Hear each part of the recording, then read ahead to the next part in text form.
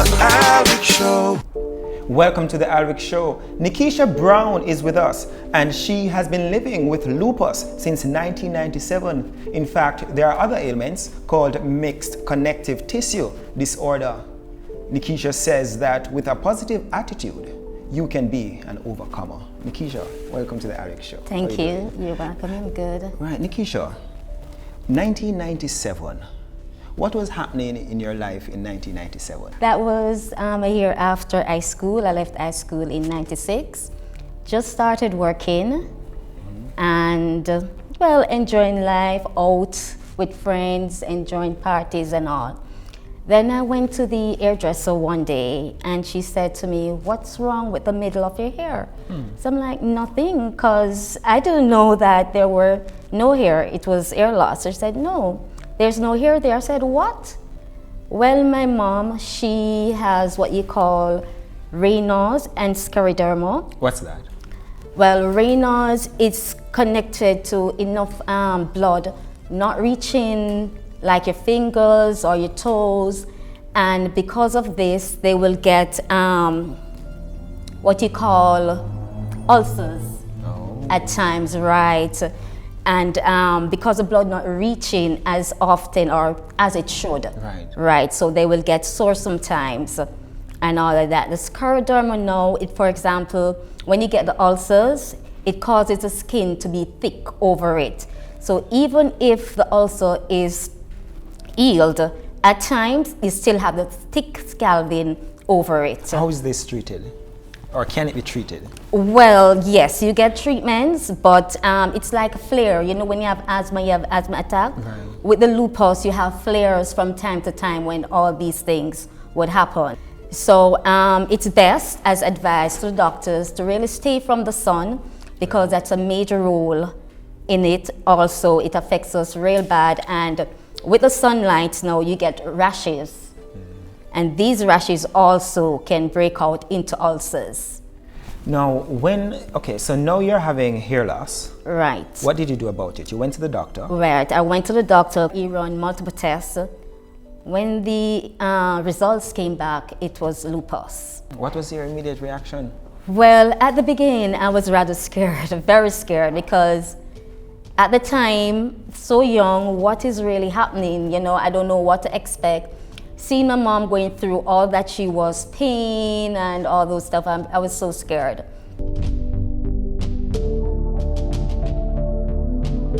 You spoke about the hair loss. What were some of the other things that started to happen? Well, I started having fever, that's a part of it, and joint pains. Right. But at the time, they were not severe because of the treatment that I started getting. Right. So they were controlled at that time. How worse did it get? Well, it was up until about 2015 when I had ulcers coming out like on the fingers, but they weren't that bad as my feet. I think it was in 2015 when it was my right foot near the toes, right below there. Right, I had severe pain. Painkillers weren't helping. The strongest painkillers like morphine wasn't helping. And then I was doing tests also, x-rays, trying to find out what the problem was. Eventually, when the pain gets so bad, I went into the hospital when they realized it was an abscess. The bones were infected. Right, so they had to remove the bone. Did that operation, everything was fine. The following year again, I had another flare. My right foot now, the entire feet had ulcers. It was so bad, I was seeing the bone of two of them. At that time, I was so afraid because I thought I was gonna lose my foot. Well, I went in, they did surgery, and they had this thing that they call, like they scraped it, the areas. Right, and treated it, and I got better. It came back fine, just the spots that were there. How does one get lupus? Well, it's not something that is catching. It is something that, okay, your cells, it's a disorder where instead of the cells that should protect you against, for example, sicknesses, the flu and all that, it's not doing that. It's attacking it instead. Right, so it's a blood deficiency disorder. Right. Now, when all these things started happening to you, what was really going through your mind? At what point, you said you can't bother with this treatment anymore? Well, it was actually when I lost my toes, all the toes from the right foot, sorry. I realized that I just can't take it. I had severe pain, as I said, night, day, morning. It's like no matter how high the dosage of the morphine was, the pain was still there, right? Now, what kind of support did you get from your family and from your friends, the friends that I used to party with and all of that? Support, when you talk about support, it was so much. Yeah. My families, my aunt especially, she was there all through. And I really love and appreciate it for that, no matter what. In the nights when I'm there crying, she's the one there praying for me, and hoping that the pain will stop. My doctor visits, she was always there. Take me to the moments when you're now praying. What are some of the things that you pray about, Nickeisha? Well, at the time, I was praying, Lord, help me, give me strength, heal me, I need this healing and all. And at the time when I lost this leg also, I just lost my mom. Right, I even lost my job because of the amputation of the toes and then the left leg. So I didn't have a job, I lost my mom.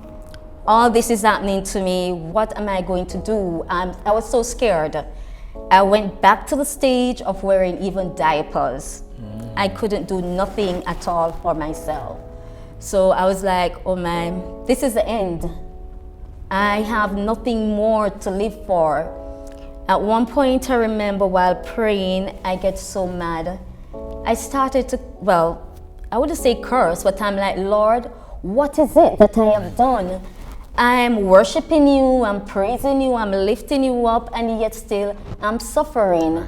What have I done? I've prayed to you so many times for healing, and yet still it's like the condition is getting worse. And after that, I, continued praying, although I was upset, continued praying, taking medication until, the other part about it, when I was in the hospital and they were to amputate, right. I found that I have not only the lupus, but several other conditions. All right, we take a break. When we come back, we continue the story of Nickeisha Brown. Alrick Show. Welcome back to the Alrick Show. We continue our story with Nickeisha Brown. So Nickeisha, you're now in the hospital. You're about to do surgery. Right. And then doctors are now discovering that there are the ailments. Yes. Take me back to all these ailments that they're now discovering. What are they? Diabetes, hypertension, rheumatoid arthritis, scleroderma, Raynaud's, lupus. So all those together is a mixed connective tissue disorder disease. No, when the doctors reveal to you now that you have all these things now, what was now going through your mind now, Nickeisha? This is it. This is the end of my life. I was so torn apart because, as I said, all this happening, I wasn't expecting so many things, right? As I said, when I was first diagnosed with the lupus, I didn't really have attacks and it was controlled. Right. So now with all this happening, it's the end of my life. There's nothing more for me to live for.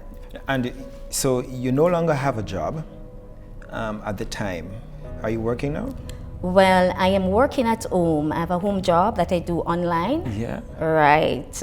And that's able to sustain you? Yes, it have. Very well. Because at the point when I reach as if definitely I'm going crazy, it helped me because instead of just sitting at home doing nothing or, just wondering, where is my life going? What is my purpose here anymore? now with the job, it occupies my time a lot. How did you move from the point of you have all these conditions, but now you need to stay alive, you need to get a job? What did you tell yourself in these moments that you have to make this transition to survival? Okay, the first when I realized that, hey, it's not the end, it was a Saturday morning. Normally, I have to take my medication the first thing in the morning. If not, pain for the entire day. So the Saturday morning I woke up, I did not take them. Saturday night, I did not take them, no pain. I'm like, really? What is happening? Went to bed, no medication. The Sunday morning, no medication. I'm like, really? This is really happening? You know, am I healed? What is really happening? The Monday morning, still no medication, no pain, nothing. And at that point, I realized, yes, it's healing. And I started, you know, giving God all the praise and all the thanks, because here I am thinking that it was the end of my life. And now I'm actually doing without the medications that I thought I had to live on forever. A lot of times, in order to get by, we need that self-talk. We need to talk to ourselves. Yes. And that's what you started to do. Yes. It's very important. Sometimes, no matter what the situation is, and you feel like that it's the end, never give up. What were some of the things that you were telling yourself when you're looking in that mirror and you're looking at Nickeisha Brown? What were some of the things that you were telling yourself? Well, actually, I started saying, this is real. My life not finished. I mean, I might not be able to go out and work like I normally do, but I still have a purpose, because throughout all that I've been through, Lord, you have carried me through, so it must be a reason, right? And I started telling myself that no matter what it is, if it's not even something that I really want to do, but at least it's something that you have set me to do, right? And I started searching for jobs online, never stop searching, keep searching. And finally something came through, and the way that job came in, it was so easy. I was speaking with a friend, a ex-co-worker, and I said, you know, I need a job. I just can't take this boredness at home and it's killing me. She said, what? I can give you a link. Yeah. Just like that. And I've been talking to her like every day, but she did not know at the time that I wanted to work, because she too, knowing what I've been through, right, she did not know that I was strong enough to like start working again. Right. So she did not mention it. So are you now taking medications? Well, not as I used to. The dosage is very, very low. Like now I will take like, well, for the prednisone 1, I used to have to be taking like 8. Sometimes I take none at all, depending on how I feel. What are some of the things that affect you now? What are some of the things, you know? Well, no, basically I can say that I am healed.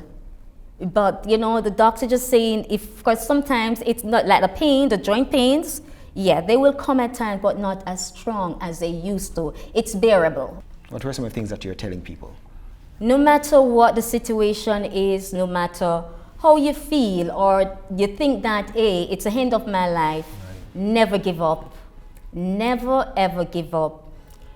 As the scripture said, I can do all things through Christ who strengthens me. That is my motto, and I will never, ever stop. Because having those disabilities doesn't stop you from being normal or doing things that, well, a person who is not disabled to do. Basically, I do everything for myself. What? I cook, yes. I cook.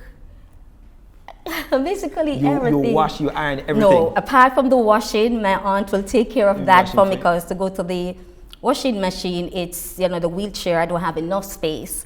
Right, so my aunt assists me in doing that. And you cook very well, Nickeisha? Yes, I do. What's your favorite meal, Nickeisha? Tell me, what's your favorite meal? Well, my favorite, I love to do what we Jamaicans call French fried chicken. Yes. I'm really good at that. And your rice and peas. And my rice and peas. I should come over, right? I should come over. Definitely, no problem. All right, we take a break. When we come back, we talk more with Nickeisha Brown. Alrick Show. 1997 was a year of change for Nickeisha Brown when she was diagnosed with lupus. Then in 2015, other disorders were also discovered. Nickeisha, 1997, 2015 to now. Right. You're now enjoying life. Yes, I am. Yeah. Yes. What are some of the fun things that you do now? Well, the other day I went on a road trip with my cousin, my niece, my nephew. Went to Portland, went to Reach Falls. I wasn't able to really go in the water, but you know. But you reach. Yeah. Went to the beach, even to Elshaw with Sid, and I have faith. I might not be able to go to parties and can dance, but even when I go to church in my chair, I'm enjoying myself. So I'm not short of anything, nothing at all. Of course, and then you also fell in love. Yeah. Yes. And you got pregnant. Yes. Tell me about that pregnancy. Well, I got pregnant. I had my first child. It was a girl on October the 12th, 1998.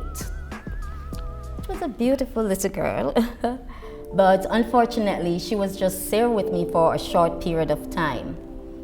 When she was 5 months old, she passed away. Her diagnosis was gastroenteritis. Wake up the morning, gave her first feed, everything came back up. I did not hesitate. I took her to the doctor same time. Well, went to the doctor, she saw her, gave medication, took her back home. I realized I'm giving her the medication, but yet she's not looking any better. As I decided to take her to the hospital, unfortunately, on the way, I lost her. Yeah. There I was, well, this was really my first loss and all of that, and it wasn't easy to go through either. So you're on your way to the hospital, she was in your hand. Well, my grandmother's, and because she had her. How do you remember that last moment with her? Well, the last moment, she was actually, because she was feeling ill, she was just like pure crying and all that. She never cries, nothing worries her. Once she gets her feed, she's good. Some baby would love to be an aunt. No, not JD. What's her name? Her name is JD Ann. How do you celebrate her memory? Well, what I normally do is go to her graveside, paint and carry flowers for her, right? And sometimes I post, no time, birthday or memorial, it's always posted on Facebook or Instagram. You got pregnant again? Yes. In what year? I did. I gave birth to a boy in 2003, January the 13th, 2003, yes. Healthy baby and everything. What was his name? His name was Kimani. Okay, Kimani, he was also active. I don't know, once they're fed, they're good to go. Right, and with him, it was a Saturday morning. I gave him his first feed. It came back up. I said, no. I got so scared. Lord, this is not happening to me again. No way. After that, I fed him again. He took his feed, started, getting active and all, because he started to creep. Right, and all. We went on the road with him, came back, he was good. That Saturday evening at about 6 o'clock, he was asleep and he woke. I fed him, the feed came back up. I said, no. Children this time, straight ahead. Well, I carried him there for the vomiting, right? She told me that his mole was swollen. They had to admit him overnight to run tests and see what was the cause. So I said, I don't understand because he have never fell, for that to happen. Right. They said, well, that's what they found out is happening. I went home just for a couple of minutes just to get a shower, and by the time I finished having shower, the doctor called me. I need to come right away because I have to take him, Kimani, to up by UA to do a scan. When I reached the hospital, one of the doctors, 12 doctors called me, and the female said to me, "Mother, I think you should sit." Then the male doctor said, "It doesn't make any sense for you to, let it sound like there is hope. There is none." In that moment, Nickeisha, it's an experience playing on you again. Again. The doctor said there is no hope. No hope. At that point, definitely I said, "Lord, take me. Why am I living? There's nothing here for me to live for."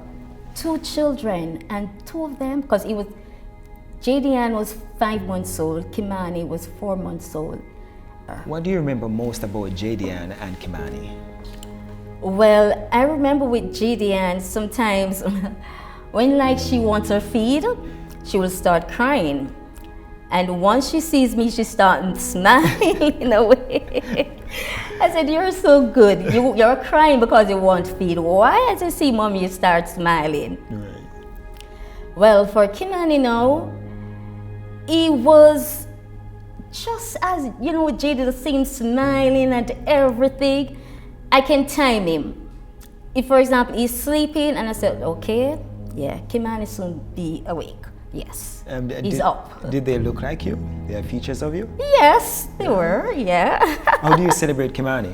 The same way, because both of them are buried side by side. Yes, wow. Yeah. Now, these days, Nickeisha, with your complications and stuff like that, what do you say now to yourself?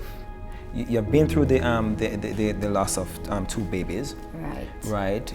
You've been through hair loss and other conditions as well. What do you now tell yourself? That, as I said, no matter what the condition is, have hope, trust and believe, right? Because you can make it. Because I remember at the time that I said, "This is the end of my life. There's nothing more for me to live for. Here I am," right? So I would just have hope, trust God. That's a big part of it. Trust Him, believe in Him, and never be afraid to talk to Him. Like how we're here talking now, talk to Him the same way. Some people will say, "Well, I don't know how to pray." There's nothing like that. Just talk to Him just the same, because I remember when I was so frustrated and I started talking to Him and said, "Lord, what is happening?" The way I was talking, when I'm praying, I'm so much calmer. And I'm like, is this what He really wanted me to do? Right. So, no matter what, never give up. Never give up. Thank you so much, Nickeisha. You're welcome. For sharing. We want to thank you so much for sharing with us on The Alrick Show with the story of Nickeisha Brown. The Alrick Show will be back next week. On The Alrick Show.